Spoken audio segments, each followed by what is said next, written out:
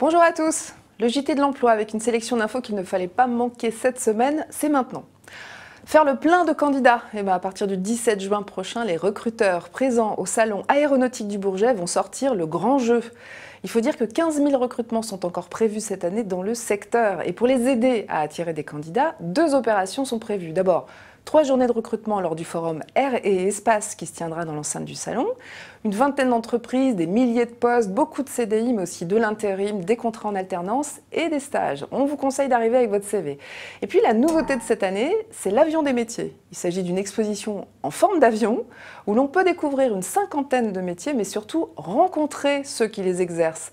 250 techniciens, ingénieurs et cadres en chair et en os vont répondre aux questions des candidats et leur donner peut-être envie de postuler.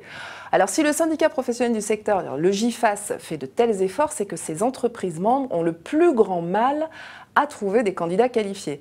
C'est pour cette raison qu'une quarantaine de formations et d'associations y seront également présentes pour attirer les jeunes et moins jeunes vers une des rares industries qui recrutent en France.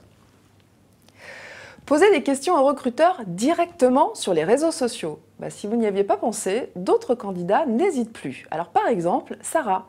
Elle doit annuler son contrat d'été pour des raisons de santé, explique-t-elle. Alors elle pose sa question sur le compte Twitter de l'entreprise qui lui répond dans la minute. Autre exemple, Franck, qui en fait des tartines sur la page Facebook de cette autre boîte pour expliquer qu'il ne comprend pas qu'on ne le rappelle pas.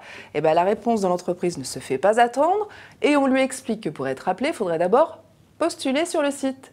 Et il y a aussi Axel qui demande à l'armée de terre s'il faut obligatoirement un certificat médical pour les dents. Ou encore Christian qui se plaint qu'un job d'été lui soit passé sous le nez au profit d'un collaborateur de l'entreprise. Et dans cet exemple, l'entreprise a l'air bien embêtée puisqu'elle ne répond tout simplement pas. Ça se passe en Belgique et vous allez voir, c'est pas un détail anodin. Laurence Vanet travaille à la sécurité sociale belge.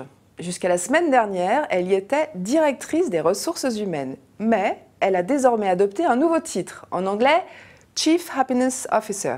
Ouais, vous avez bien compris. Directrice du bonheur. Elle explique qu'elle préfère ce terme car elle gère des êtres humains et non des ressources et qu'elle veut les rendre heureux au travail. Oui, c'est bien connu, le bonheur, c'est simple comme un changement de titre. La vidéo de la semaine, ce sont ces conducteurs de train suédois qui protestent d'une drôle de façon. Parce qu'il fait très chaud à bord des trains, ils voulaient travailler en short, mais la réglementation le leur interdisait. Alors, une quinzaine d'entre eux est venue travailler en jupe. Leur action n'a pas été vaine puisque leur employeur les a entendus. Le short sera désormais autorisé. Les premiers uniformes arriveront cet été, le temps d'être fabriqués. Voilà, en short, en jupe ou comme il vous plaira, bonne semaine à tous.